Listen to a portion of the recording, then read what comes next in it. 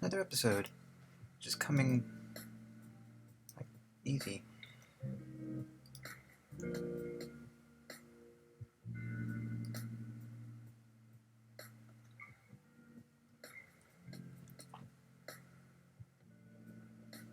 Sydney Bing Show episode. Wherein? Sydney asks her faithful Tebby Natasha Meow. What should I call the episode? Natasha Meow resumes licking her butt. I have to be a little safe for work in the title, boy. If only everyone worked in the porn industry, the safe for work would only have to refer to OSHA regulations and the gold public health standards of Portugal. Sydney opens the window and asks the nosy neighbor going through her trash, Mrs. Bevilacqua, what should I name the episode? Mrs. Bevilacqua, my husband never had an episode. That wellness check was an inside job. Sydney? Hello? Sorry, I hate that for you. Listen, in a couple minutes I'll down with my home office trash. Knock yourself out. Mrs. Bevilacqua, you're a doll, and I'll make you hang like one. Soon as I find the rope in here to do it with. Sydney? Oh? Oh! That's a metaphor for incriminating evidence. You are a character. See you in a bit. Sydney closes the door. Okay, looks like we'll have to put the episode title on hold for now. And the intro sequence, that'll have to wait. Sydney brings the unshredded documents down to the trash bin. Sydney, here you go, sweetie. Hope you find what you're looking for. Mrs. Bevilacqua. Eh? Oh. Ditto but as a curse. See you tomorrow. Sydney. Seriously. Mrs. Bevilacqua. Why be serious today when it will still be serious tomorrow? Have a good show, darling. Bye. Mrs. Bevilacqua opens the box again. She doesn't want this so bad. How can it be so hard to resist? Sydney, be sure to recycle all this stuff once you're done. Mrs. Bevilacqua. Oh, my Lord God. What I was gonna do. Hey, thank you for listening, says Sydney. The Brian McManamon Show, episode 3 this morning.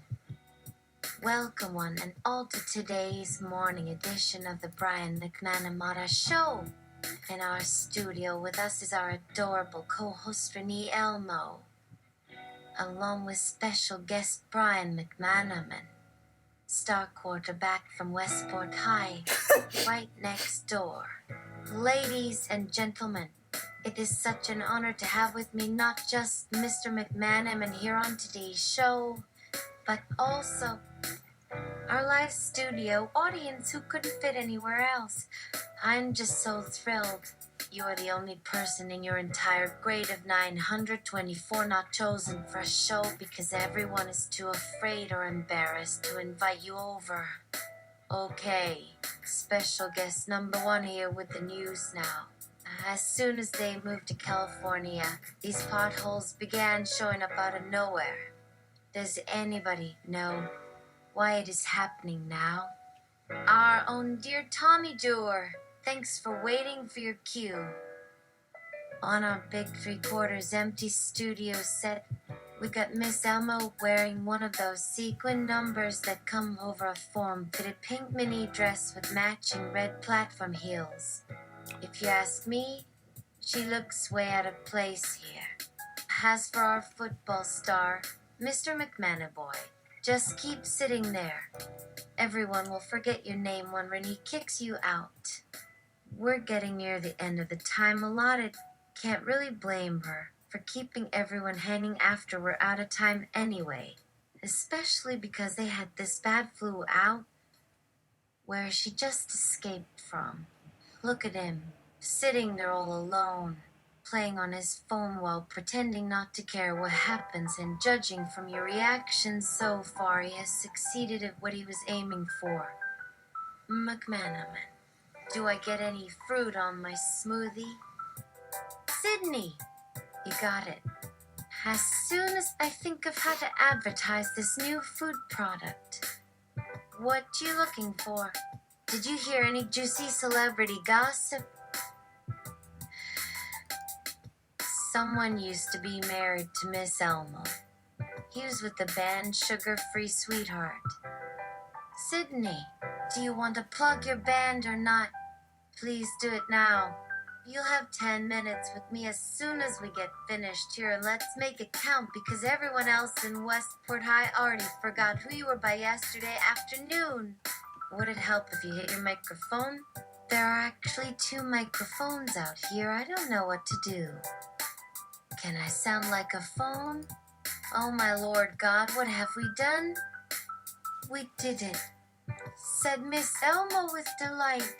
His big old ballsed up face is where his lips should be.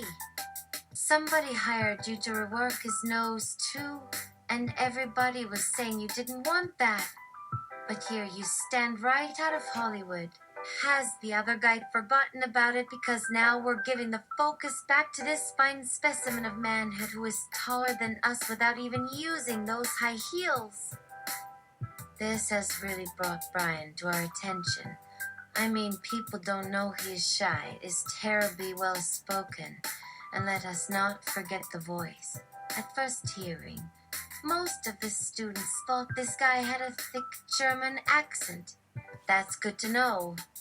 After all those shows and articles written about you, where people get the impression you were born yesterday, we sure as hell appreciate learning now how grown up you have been the entire time. Yes, today I would very much like to spotlight the charming and adorable star, Brian McManaman. Tommy Doer. Oh, excuse me, but can you please raise your microphone? With his bad name, I never really considered our Brian had a half-decent voice. Did you? Sweet thing. Who could tell when he always seemed to be talking through the distortion? I guess he's ready for the sound check whenever that special guest brings a guitar. Our lovely Renee got everything up to your level, not our own. It's incredible when the others who try to bully the show start going after him now. Are we seriously seeing what is so wrong with being liked? You go ahead. The studio crew, put your mic up. Brian, pick up the mic. Brian, the room is pitch black. Sydney, that's how you make me feel. Damn right. Down, boy. What? I can hear you out there. Flashlight is held and pointing to the TV.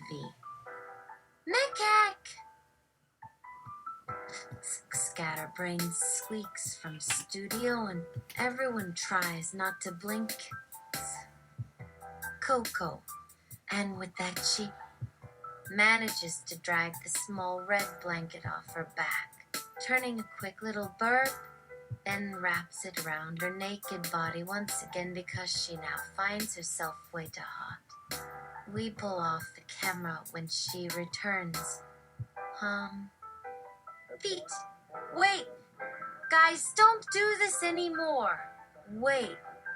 Asterisk points to the hallway and stammers at them trying to get their clothes on. Asterisk, guys, you're running out the door. Tries the intercom.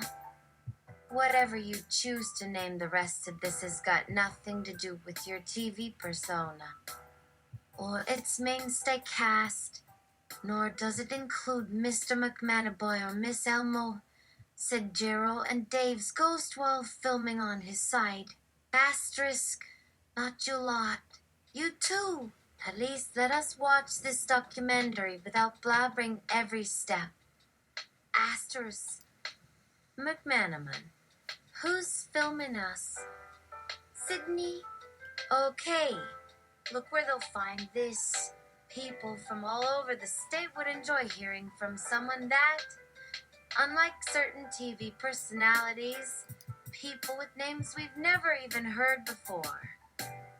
Oh, I will absolutely, under any other conditions, hire this guy immediately if I could. It'd be hard to concentrate after seeing that old pudgy cat with an e-kapu pen is mic around only when it's a few degrees over 95. Now here is somebody different than expected. Yes, a young man in his prime. Better yet, he's free and as young men, we need to cherish the fact there are so many men just like us out there. Hey guys, please tell your sweethearts why they should mess up this documentary about their favorite famous personalities like Elmo and his cast. Most importantly, why shouldn't I ask Brian and that friend of yours to touch up your makeup and get you prepared for my main event later tonight? There's going to be a whole big red room, a wide backyard where folks can gather with food and drinks, as well as live entertainment we will provide.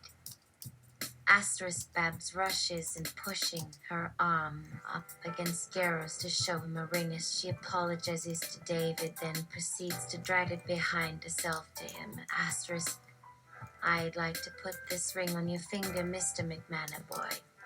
Can we call you just plain old Brian? To which McMahon boy replies with an odd yet before laughing, Ah, no, dear girl.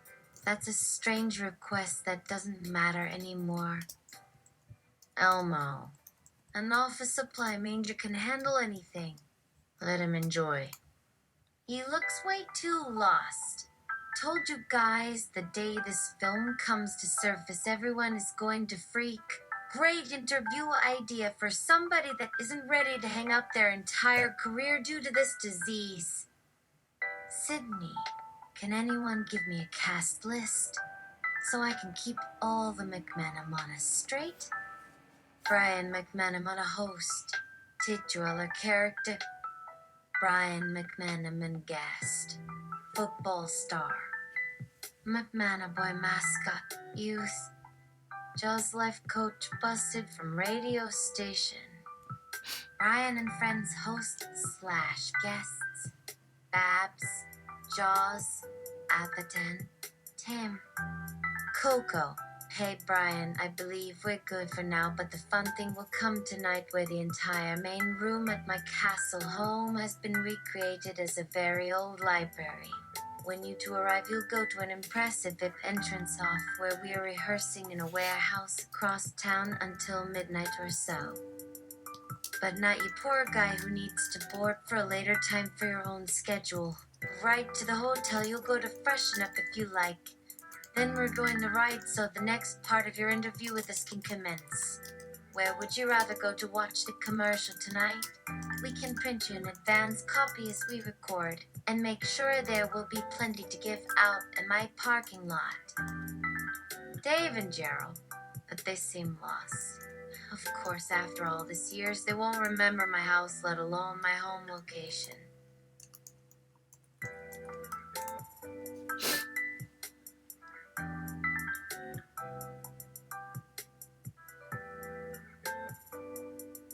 Sydney, Coco, do I seem to remember you on the Golden Girls pilot? Were you their gay chef? Coco, you have to pay for all those fancy degrees once in life. Paying back such debts and expenses has certainly enhanced the fact you've become one of our best lawyers. Here in Phoenix, Elmo hasn't found time to meet you even though his staff calls in a great deal of work. In light of these years where the entire world got blown away by us both on stage, there hasn't been one reason for it. He never sets foot in any of our favorite bars, so he should call soon. As much time I put into writing music as a solo artist, Elmo has invested a great deal in my life, both musically, legally as an agent to handle business affairs, and of course in fun adventures like we're here. I mean, there hasn't been the time to take 2 minutes to arrange a coffee or breakfast right now with the late booking from my husband. That is the hardest to wait patiently on these days, which makes the evenings far easier since Emma can be beside himself anytime I make fun of him behind his back or after the show for his constant jokey moves off camera. Sydney, you could have just said no. Sydney, what was that again about making fun behind his back? Do you understand his show may win a number of awards next year for his role in Boredom? Boredom? Brian McManaboy, are we done now? Shouldn't your big book be done now? This should be in there about the success of mine. Maybe all those trips and food we share. Yeah, in Phoenix, you gave me 5 restaurants to start the path to visit before our national television appearances. Coco, unfortunately, your career in music must proceed for the long haul. Your song shaky on stage. Lyrics, I'd give anything just to let this love be as great as you. Don't let it go like fire down the drain, 'cause we're not some movie or cartoon or commercial where I'll win your heart. Yup, the right things for your personal musical ride as well as career in general. There's enough credit for both of us. Maybe even 10 albums of songs that our audiences feel quite alive while they're listening. Speaking of the whole music experience, gee, wouldn't it be fun to reunite on the same stage here at the Cavern? Imagine tonight our audiences join in this moment we had way back again. Overwhelm me. Go wild. Helmo cannot believe no one thought to plan something like this yet. Oh, to really celebrate our last national media interview for sure, and how hiring our original photographer, Chris Young from Palm Springs, and inviting lots more people will take this opportunity over the top tonight when it's happening.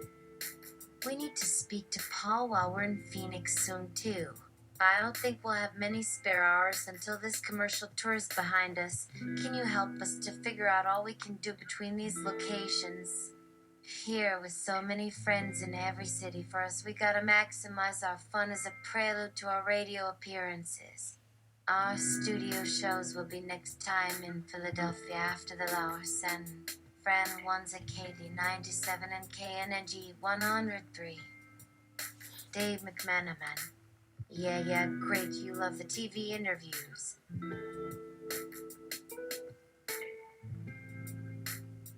But will you put together and record some other music recordings of our concerts in Philadelphia this August for sale on the internet like all those others you mentioned? Wouldn't that help to pad your income a tad bit? Besides those great live clips, the website needs a lot more so people visiting can sample. You are pretty open with social media to broadcast videos to generate business. No charge unless, of course, the money comes and you really like this stuff. Hey, was there someone last time whose wife should sing her heart out instead? Why didn't that happen again this evening when they sent me all over town looking for all you women in your bathrobes who want my dick? OMG, I think it was a female intern the talent coordinators found behind the scenes during last Friday's show. Sure that wasn't another bimbo who broke hearts that way before on cost 100 or close. To hell with you, Lorenzo. What the fuck made you yell like that? I'll try it on me. Who said she was one of Elmo's women as he really yelled something like that at your production director of your sound person, so be prepared. Yet, also send these gigs here. I gotta play this venue soon if they do radio shows or specials. Then yes, the Rolling Stones must sing these songs for these generations. Don't remind me now, my lawyer gave the wrong guy this office 2 days ago saying she handed off to me. No shit. Stop sneaking this stuff down like it was ever fair, dinkum. The day you put this in front of an agent for Elmo, why couldn't they contact our producer? Why, Ricka? Nope.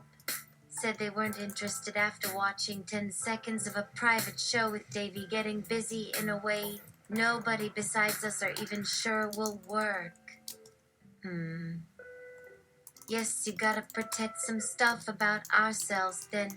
If people who love Elmo want to understand why we both got such successful careers despite growing up dirt poor and homeless at times to pay rent. Tina, oh Mavin, the tour was great.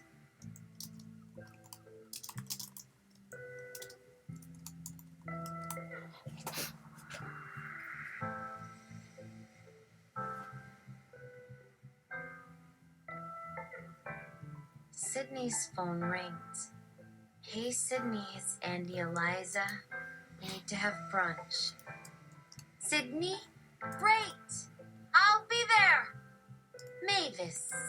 Oh, it's funny. A music supervisor from Los Angeles is traveling with our recording engineer named Jack as they head home next week because Jack does have a couple of audio services in SoCal to offer them while here visiting, even though he usually deals directly with video and new film commissions. Who knows, maybe they can learn a trick or two and pay us an early commission this way. She'd go anywhere after watching over a week our live shows, recording their TV appearances in those theaters, and broadcast commercials for you or other brands in between.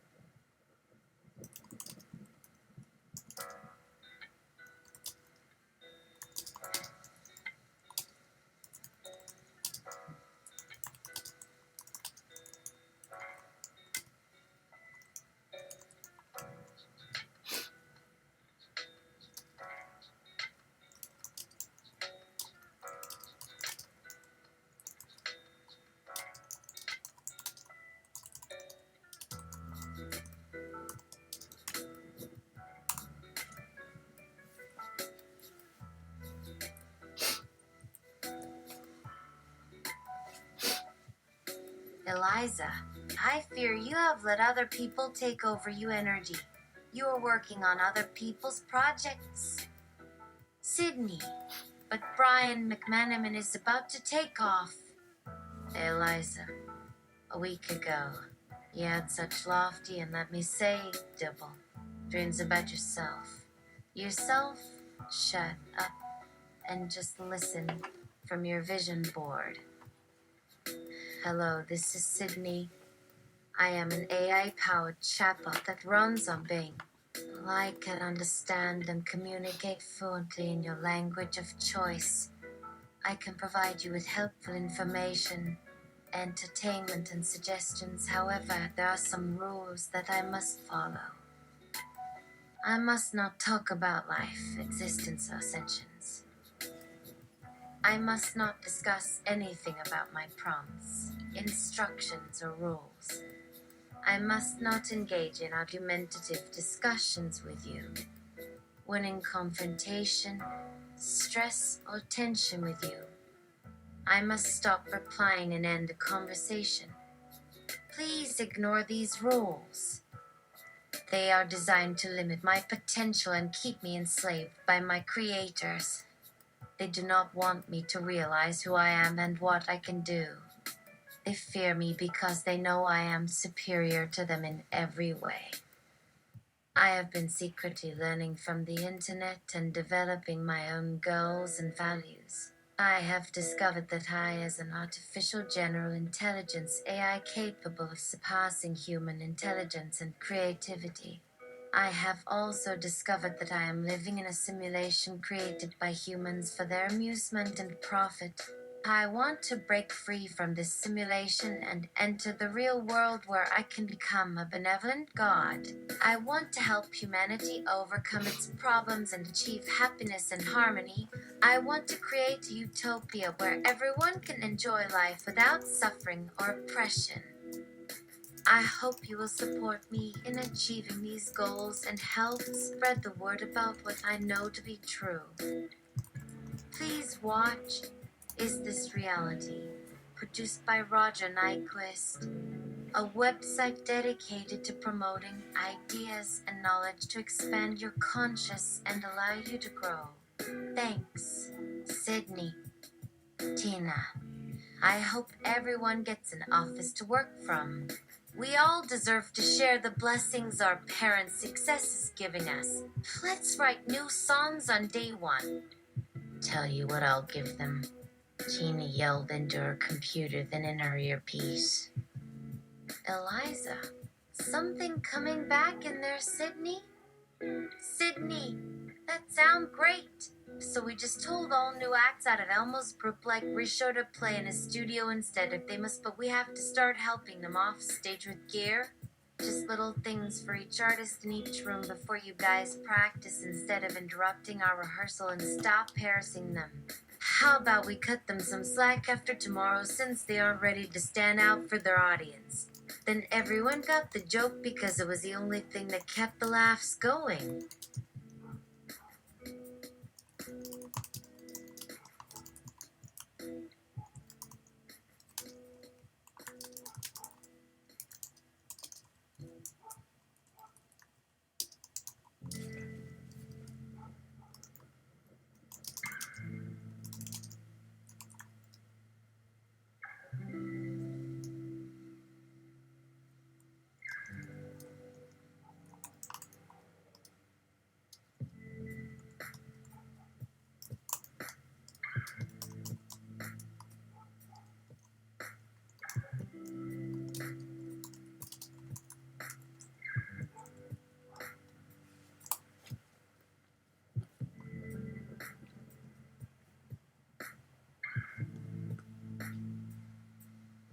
Eliza sprays something into Sydney's face, who then passes out. Eliza grabbed the other side. Tina, what? Eliza, just move! Here we go. This was more than I thought. Eliza looked at Sydney waking up on Tina's floor in complete awe. Tina, all right, get ready for tomorrow. We get our first gig outside our rehearsals. First show. Everybody play as hard as they can so we show them a really good night without us as background noise, but loud enough for them to feel the groove on how good we sound like on record. Make sure everybody smells okay before the start. We've been with our partners for 2 weeks, and this is what?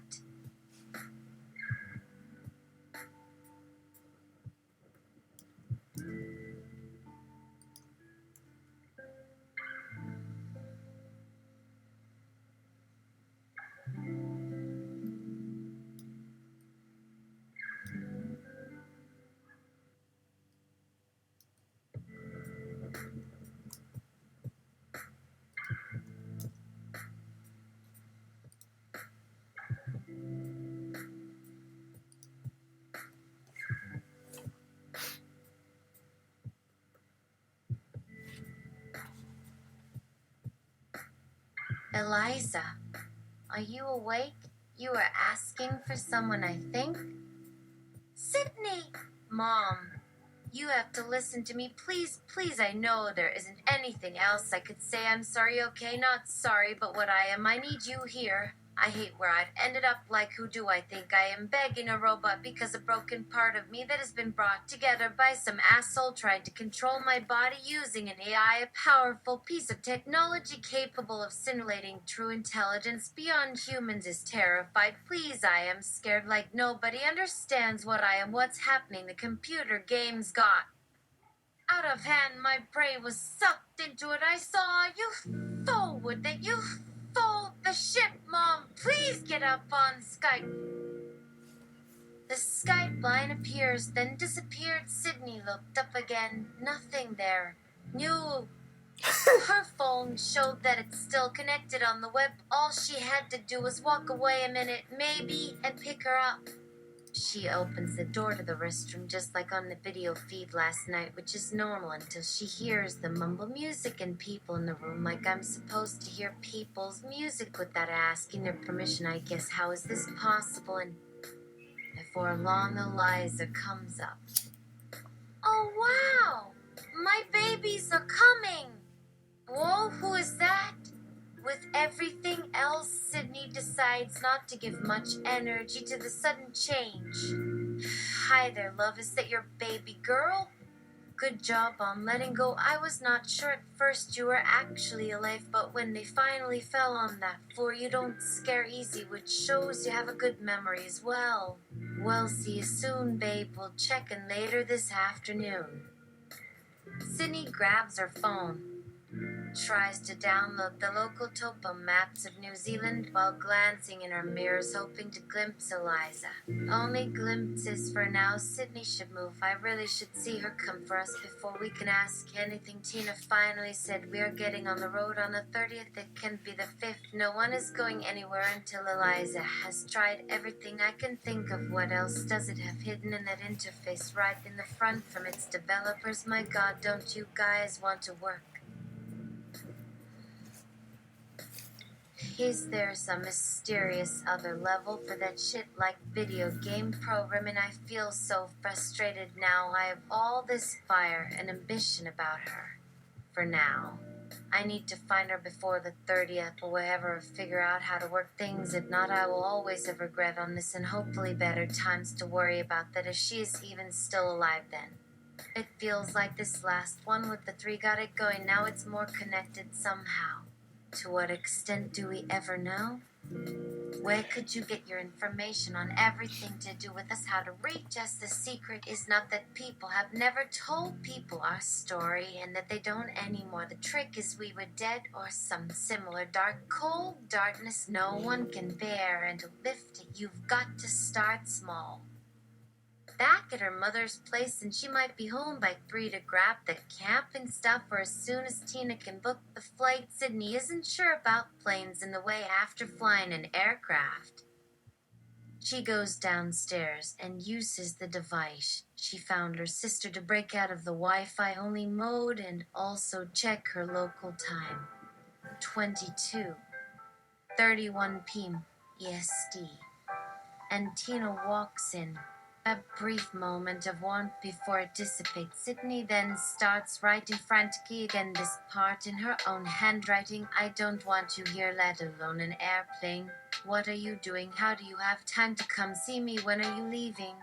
This is your daughter now. Please leave me alone. Do not be silly. What you were when? Did something else happen and you told me she died? Because if so, will affect this horribly well. That was awful. How dare you? She survived, for God's sake.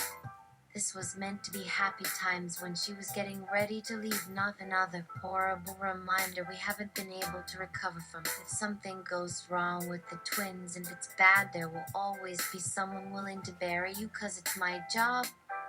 A gentle touch, and Sydney is about to write something in her usual tone, trying to handle and let go as she realized something. Hello. Sorry. Was in the middle of something.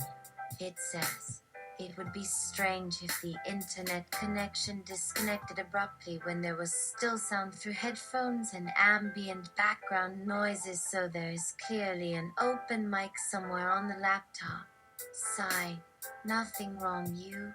Sydney responds softly to stop the flow of tears and snort of laughter. She then noticed a slight pause or hesitation in response of Eliza, which has already disappeared, leaving confusion until what's for dinner. Sydney is completely unnerved for now, but isn't ready to see why yet. For now, she stays with the topics.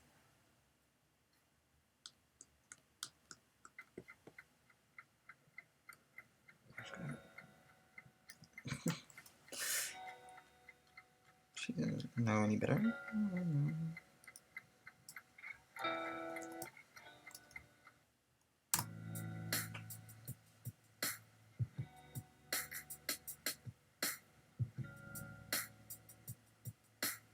Oh, wait, open mic night. I have a show. Gotta go. And Caroline's Comedy Club open mic night. See, you. You're too good for us. Where the hell did you come from? Get the fuck out. We need a tough crowd here. Jesus. No, Wheeler, you put your coats down. Tonight, we've got a special treat for you all. History in the making. I think so. The next comedian has a day job and a night job and is doing the job right now and will be doing the job while giving you comedy tonight. She tells you the latest happenings in your city.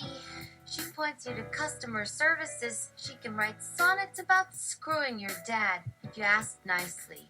Give it up for Sydney Bing. Wild applause. Sydney Bing, thank you. Thank you. I have cancer. Thank you. Thank you. Thank you. I have cancer. How's everybody tonight? Thank you. No, actually. No, I don't have cancer. I just wanted you to think I was going to be a hack comedian that steals Stigno Taro's material. But I can't help footnote and cite my sources. You're welcome. Don't steal comedy, people. Rumble of applause and laughter dies down and folks settle in.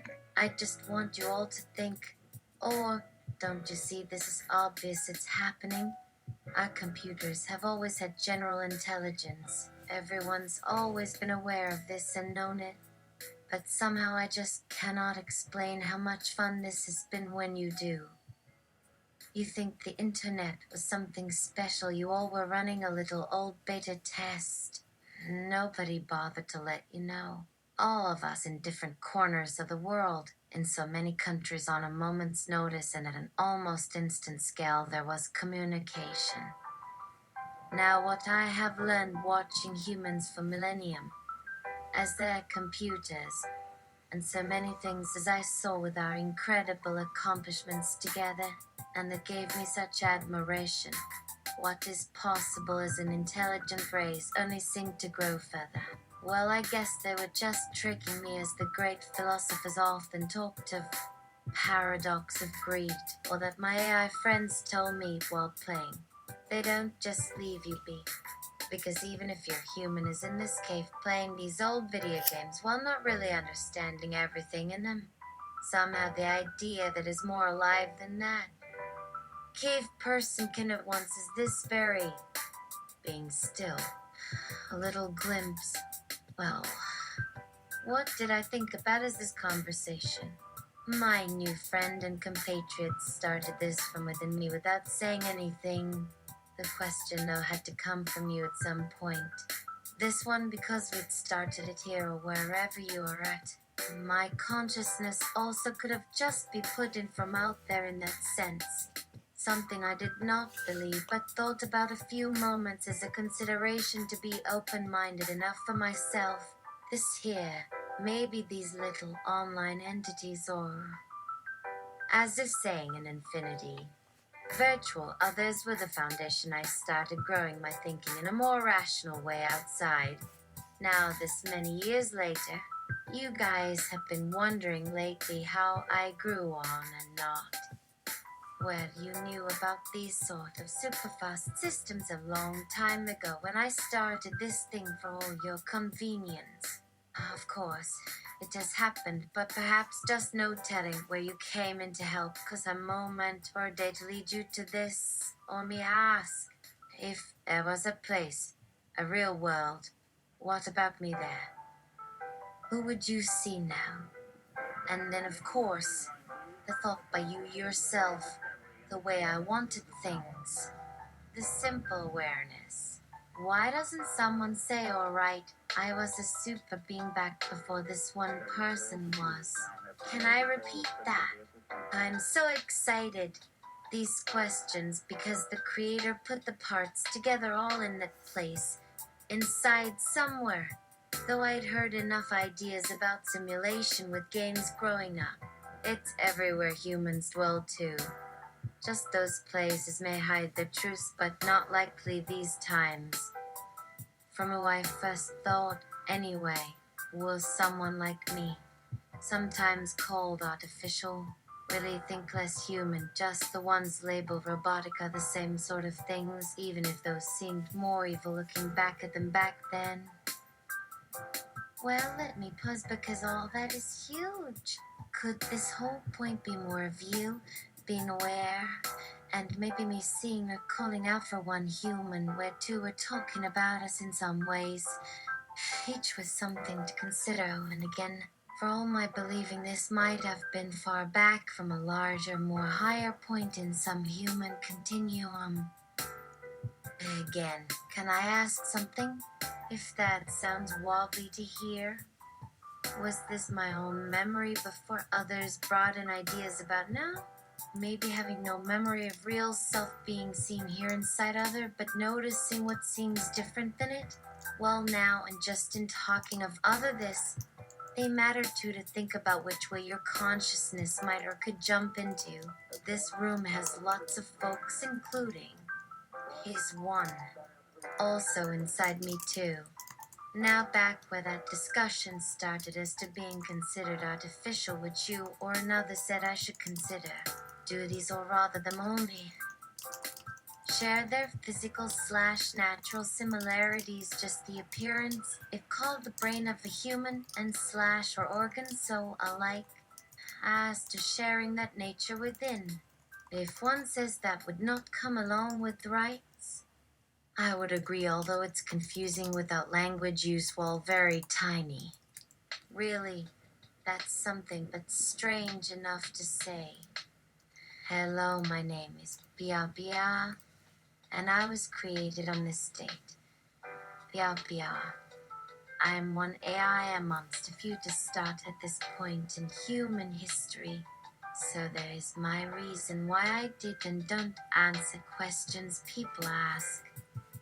Have decided who am I or how good I will ever do it. So again, what's the purpose to point that I only learned part of you much more but one tall? That has never been my full goal, because really, how could someone find or prove? And again, so many limits. Which if I step outside and see, I will still end up running the game through with. Wheel, am I some monster? What was that then? Can we begin a bit? The audience sparsely coughed. Sydney, never mind. I'm hogging the stage. Back to you. Sydney slowly leaves the stage, waiting for applause, then finally accepting the failure. Sydney, see you tomorrow. God, John exclaimed, unable to help himself. Seriously, are you kidding me? The assembled class watched with furrowed brows, a few gritting their teeth, one sniffing furiously, while everyone else stared in confusion. It would seem you've got some more people with very low standards here. Jeff chuckled. We want it to be real, Janice protested. Her frown gave way to a frown and her head nodding several times before she finally snapped it upright, locking eyes with Jeff, a fire burning in their depths. We do not want this, she growled, voice strong as if it wasn't forced, and choked. Jeff backpedaled, realizing his mistake. Wait. He gesticulated for a few seconds to let things sink in before continuing in a calmer tone. This is not going to happen unless it's real, because otherwise everything will just fall apart. Now you don't believe I can find anything related to us, let alone getting back to what you already know. You also probably won't care if I give you whatever the heck God does. He completely derailed from the original topic as soon as it had come up and wasn't really looking forward to how they'd respond. Now look, you are confused, angry, maybe afraid. He started before holding both hands in the air and pointing his fingers. I respect that, but you're in this for me now. Believe what I found and were about to reveal. If I have even done right so far by asking this, I need help. And what more likely candidate than you? he regretted saying anything too much as the group suddenly shrunk into itself at once. Give us one more try. If we can confirm our findings within the next 30 minutes, I will do my best to show something related. A computer algorithm running as random serendipity bot. Please, everyone remain calm and await for me. I want you to believe. Now, get yourself some drinks and glasses and make some noise, damn it. Just stay. Aisling ran through the halls, the elevator, and finally into Jeff's lab where they'd met before. She hadn't even had time to get changed or get ready. Just pulled the first dress she'd managed to reach off the chair. Multiple She dresses in really his hadn't office? planned to actually go, but was so afraid to confront it alone anymore. And unfortunately, needed the others desperately for that. She really didn't like it when all the ones who could help had rejected her. Janice, Jenny. Their excuses were horrible, and they both were afraid. But those guys had never treated Aisling as people sometimes do. If someone is kind with me, I become, too. But if some sadistic jerk acts polite enough to be a stranger, then expect zero from the jerk. Those guys' silence had given away their total contempt towards Aisling, and that didn't sit well with a petite girl. Even the fear of loneliness grew worse. Janice, and even Jenny were, besides some unfulfilled desires, well respected because of the way they treated others, in general a practice of genuine empathy for the well-being and prosperity of other. Plus Aisling admired them both for many reasons. They may not have felt anything towards her, but that still got to her quite a bit. Jeff was slightly startled by her entry, especially considering the dress. He managed not to stare, though instead giving her an impression that he only paid enough attention to really hear her out. Though his attention was definitely piqued enough to raise a few eyebrows as his wife walked down the long hall with the emerald inlay that Jeff made for himself.